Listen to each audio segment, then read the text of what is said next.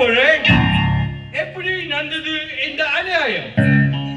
கச்சபொம்மனிடம் சமாதானம் பேசுவதற்காக அவனை ராமவிலாஸ் மாளிகைக்கு தாந்திரமாக வரவழைத்தோம். அங்கு அவன் நமக்கு அடிப்படைய மறுத்ததால் அவனை கைது செய்ய சொல்லி ஆங்கிலேய சிப்பாய்களுக்கு உத்தரவு பிறப்பித்தோம்.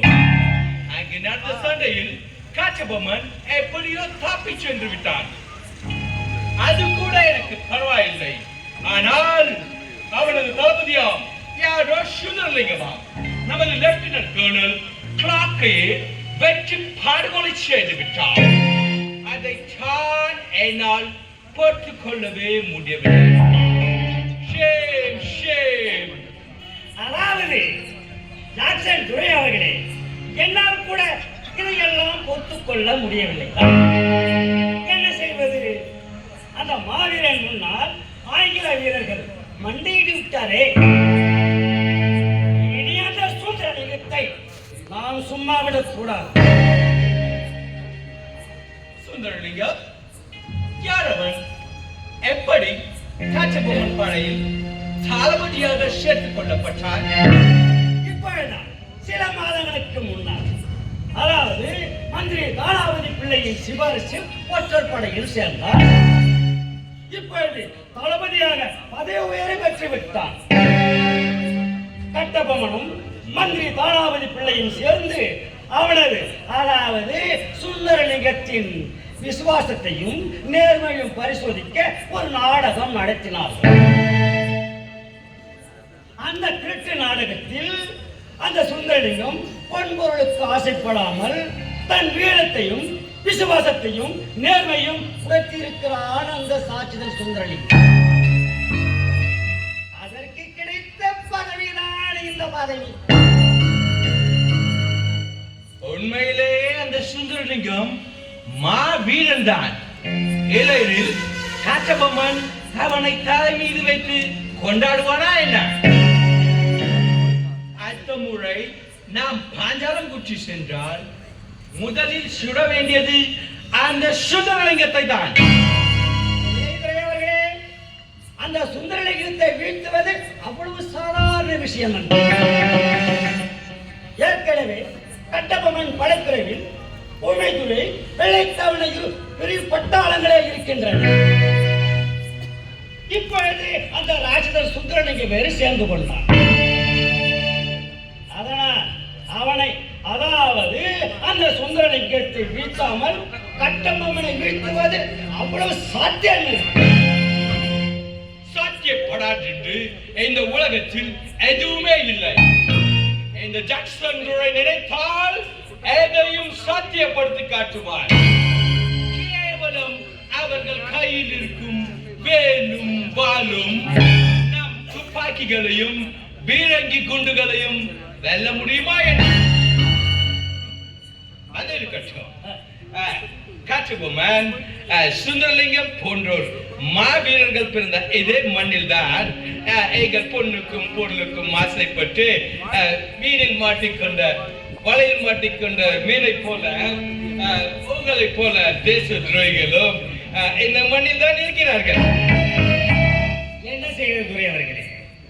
புலிவாலை பிடித்து விட்டு இனி விடவும் முடியாது, விட்டு விலகவும் முடியாது. நமது உடம்பில் எல்லா வீரர்களும் ஒன்று போலவா இருக்கின்றன. ஆசை யாரை விட்டது? இந்த உலகத்தில் பொண்ணுக்கும் பொருளுக்கும் மண்ணுக்கும், ஏன் பெண்ணுக்கும் ஆசைப்படியாதவர்கள் யார்தான் இருக்கிறார்கள்? கடலை விட பெரியது, மலையை விட பெரியது கடல், கடலை விட பெரியது ஆகாயம், அந்த ஆகாயத்தை விட பெரியது ஆசை. இந்த உலகத்தில் ஆசைக்கு அடிபடியாதவர்கள் அகிலத்தில் யாரும் இல்லை. அப்படி யாராவது ஒருவர் எனக்கு ஆசையே இல்லை என்று சொல்கிறார் என்று சொன்னால் அது மாபெரும் பொய்யாகத்தான் இருக்கும்.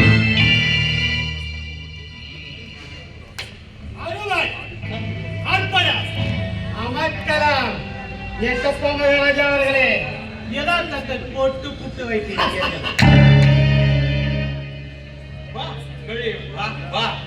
ஏற்றப்பர் நடத்தும் துரோக நாடகத்தில் நீயும் ஒரு நல்ல கதாபாத்திரம் ஏற்று எங்களிடம் பொற்காசுகளை பெற்றுக்கொண்டு அந்த கட்டபொம்மனிடம் விசுவாசி போல் வேடம் பூண்டிருக்கிறார். எது துரை விசுவாசம்? கொத்தடிமையாக வாழ்வதற்கு பெயர் விசுவாசம். துரை அவர்களே, அன்பு காட்டலாம், ஆனால் அடிமையாக வாழ முடியாது.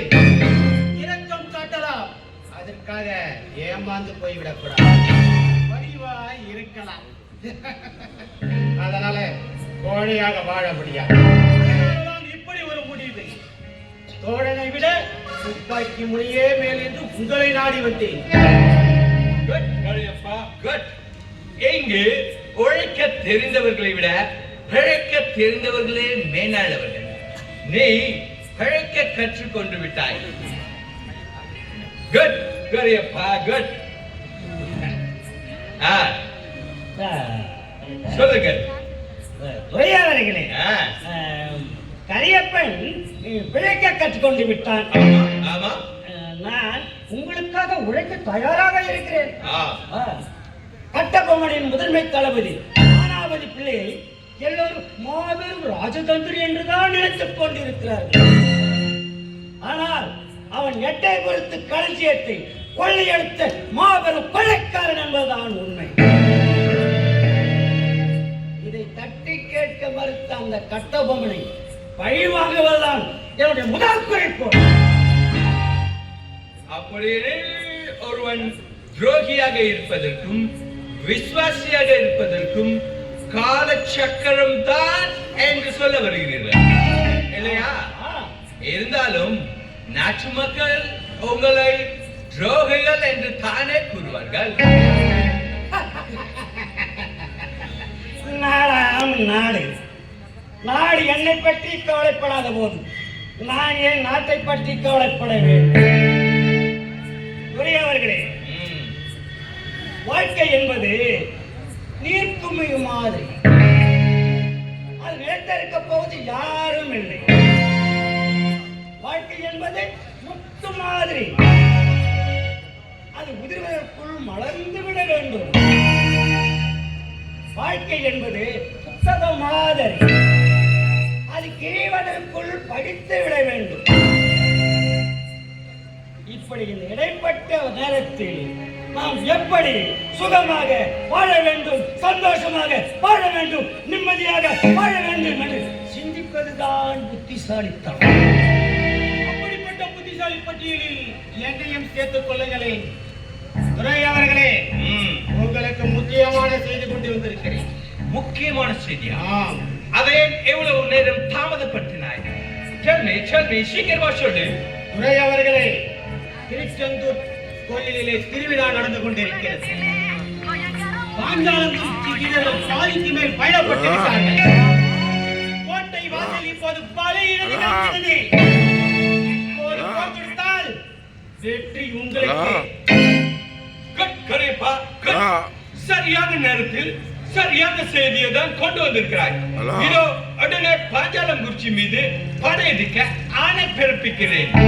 பாஞ்சாலங்குறிச்சி கோட்டையில் இந்த பிரிட்டிஷாரின் கொடி பட்டொலி வீசி பறக்கும்.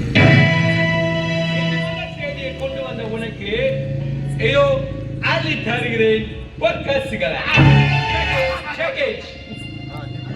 கரியப்பா, வெற்றி நமக்கே என்று சொல். அந்த கொள்ளைக்காரன் கட்டபொம்மனும் மந்திரி தானாவதி பிள்ளையும்